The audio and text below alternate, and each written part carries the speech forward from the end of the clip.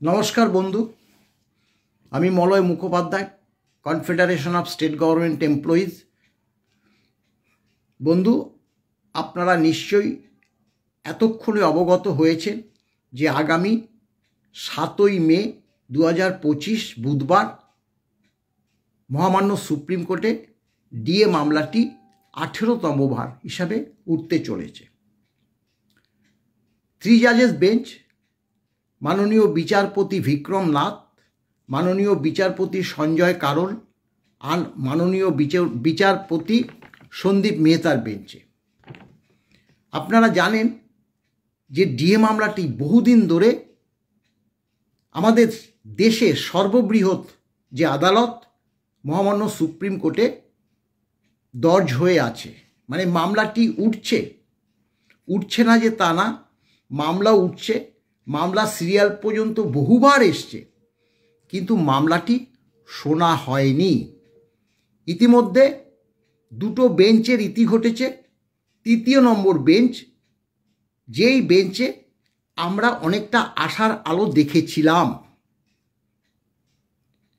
গত 25শে মার্চ 2025 সেখানে মাননীয় সঞ্জয় কারোল এবং মাননীয় বিচারপতি মনোজ মিশ্রের বেঞ্চে 44 নম্বরে মামলাটি উঠেছিল। সেদিন মাননীয় সঞ্জয় কারোলের যে বডি ল্যাঙ্গুয়েজটা বলাটা অন্যায়, অনুচিত, তার যে মনোভাব আমরা লক্ষ্য করেছিলাম মাননীয় বিচারপতি সঞ্জয় কারোলের, তিনি কি বলেছিলেন সেটা আমি এর আগের ভিডিওতেও আমি প্রকাশ করেছি। তিনি প্রথমেই বলেছিলেন যে এই ডিএ মামলা সম্বন্ধে আমি ওয়াকিবহাল, অর্থাৎ তিনি এই ডিএ মামলাতে আরও বেশ কয়েকবার বসেছে এবং তিনি বলেছে এই মামলাটি আমি আগামী, প্রথমে তিনি 14 তারিখ বলেছিলেন, 15 তারিখ, 14-15 আমাদের এই রাজ্যে একটা উৎসব আপনারা জানেন, সেক্ষেত্রে পরবর্তীকালে 22 তারিখ 22/4/2025 ডেটটা ফিক্সড করে দেয় মাননীয় সঞ্জয় কারোলেরই বেঞ্চ। এটা সকলেরই জানা আছে। এবার দেখুন, এই যে মাননীয় সঞ্জয় কারোল, বিচারপতি মাননীয় সঞ্জয় কারোল, তিনি কেন বললেন যে এই ডিএ মামলা সম্পর্কে আমরা ওয়াকিবহাল?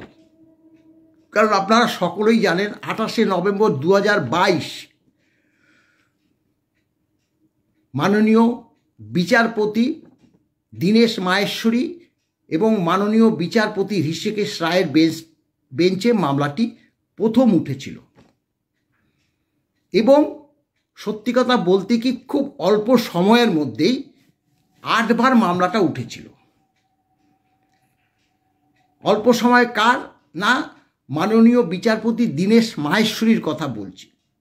মাননীয় বিচারপতি দীনেশ মাহেশ্বরী গত মে 23 সালের মে মাসে তিনি অবসর গ্রহণ করেছেন। তাহলে 28শে নভেম্বর 2022 থেকে তিনি 28/4/2023 আমরা হিসাব করেছি 6 মাসের মতো, তাতে 8 বার মামলাটা উঠেছে। এবং সত্যি কথা বলতে কি, ওই যে 28/4/2023 মাননীয় দীনেশ মাহেশ্বরীর সঙ্গে মাননীয় বিচারপতি এই সঞ্জয় কারোল মহাশয় উপস্থিত ছিলেন। অর্থাৎ তিনি হয়তো নজরে রেখেছেন যে 8 বার মামলাটা উঠল, তিনি এরপরে আর মামলায় অংশগ্রহণ করতে পারবেন না। কারণ 28/4/2023 যখনও তিনি মামলাটা শুনলেন না, নিশ্চয়ই তার বোধহয় 15ই মে 2023 অবসর গ্রহণের তারিখ ছিলেন, তিনি অবসর নেবে, কিন্তু মামলাটা শোনা হয়নি। তার সাক্ষী ছিলেন মাননীয় বিচারপতি সঞ্জয় কারোল মহাশয়। পরবর্তীকালে এই যে দীনেশ মাহেশ্বরীর সঙ্গে যিনি দ্বিতীয়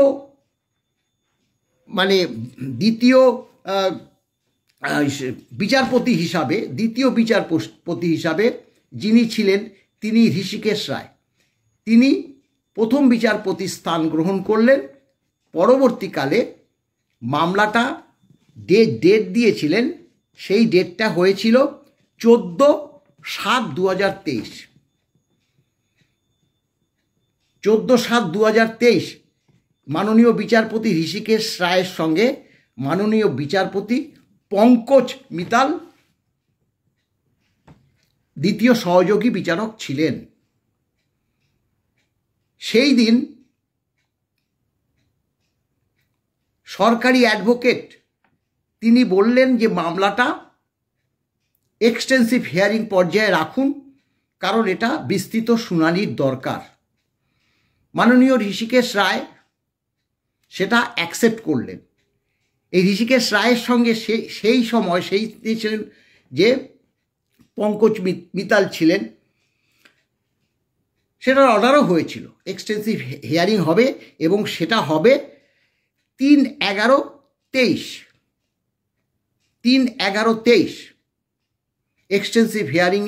3/11/23 মামলা উঠল এবং সেখানে এই ঋষিকেশ রায়ের সঙ্গে মাননীয় বিচারপতি সঞ্জয় কারোল উপস্থিত ছিল। তিনি তো অর্ডারটা দেখেছে, ওখানে তো অর্ডারটা থাকে, ফাইলের মধ্যে অর্ডার থাকে। এর আগে কি বলা হয়েছিল অর্ডারে বলা হয়েছিল এক্সটেন্সিভ হিয়ারিং করবে, কিন্তু না, ধারে কাছেও গেল না। এক্সটেন্সিভ হিয়ারিংয়ের ধারে কাছেও গেল না, মামলাটা শুনলই না। অর্থাৎ মামলাটা যে শোনা হলো না, মাননীয় বিচারপতি সঞ্জয় কারোল কিন্তু শুনল, কিন্তু এক্সটেন্সিভ হিয়ারিংয়ের অর্ডার করেছিল এর আগের সময়। স্বাভাবিকভাবে তারপরে মামলা যথারীতি উঠছে তো হচ্ছে না, হচ্ছে না। একদম পরবর্তীকালে 7/1/25 ঋষিকেশ রায় এবং JSVN ভাট্টি বেঞ্চে মামলাটা উঠল। ওটাই হচ্ছে শেষ ঋষিকেশ রায়ের মামলা, ছিল 15তম। অর্থাৎ 8বার মাননীয় বিচারপতি দীনেশ মাহেশ্বরী 6 মাসের মধ্যে 8বার উঠেছে। তখন তবুও শুনানির কথাটা বলবো না, কিছুটা কনভারসেশন হয়েছে। সরকারি অ্যাডভোকেট তার কাছে জানতে চেয়েছে কেন ডিএ দিচ্ছেন না, অনেক টাকা খরচ, 41,000 কোটি টাকা খরচ, 3,19,000 কর্মচারীকে দিতে হবে, কেন্দ্রীয় সরকার টাকা দেয় না, এই নানাবিধ, যার সঙ্গে সত্যি কথা বলতে এসএলপির কোনো সংযোগ নেই।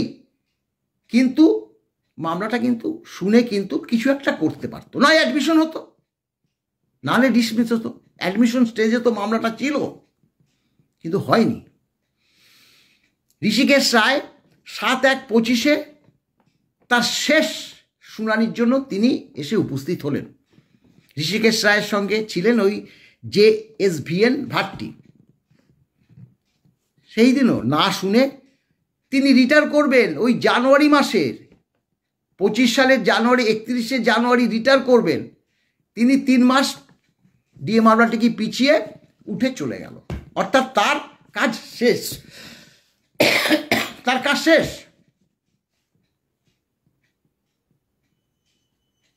তাহলে কি হলো?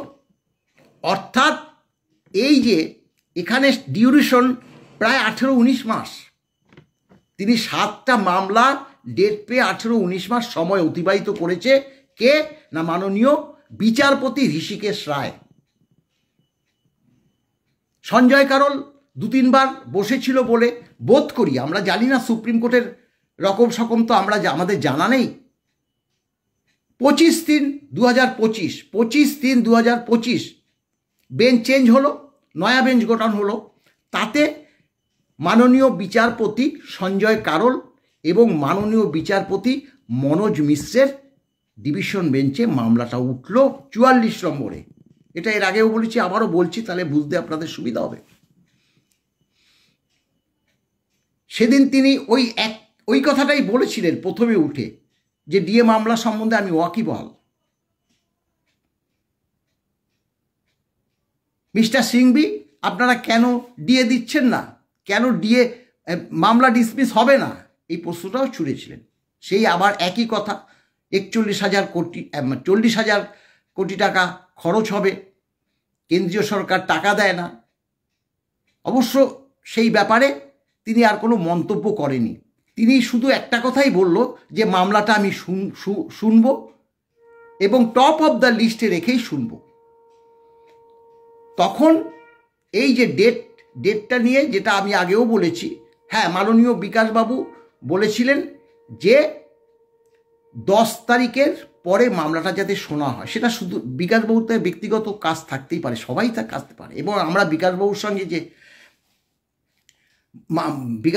গিয়ে বলেছি, বিকাশবাবু বলেছিল যে এবার মামলাটা শুনবে, আমরা মামলাটা শুনবে, কিন্তু পরবর্তী দিনে শুনবে। আজকে 44 নম্বর আছে লাস্ট, সেটা শুনবে না।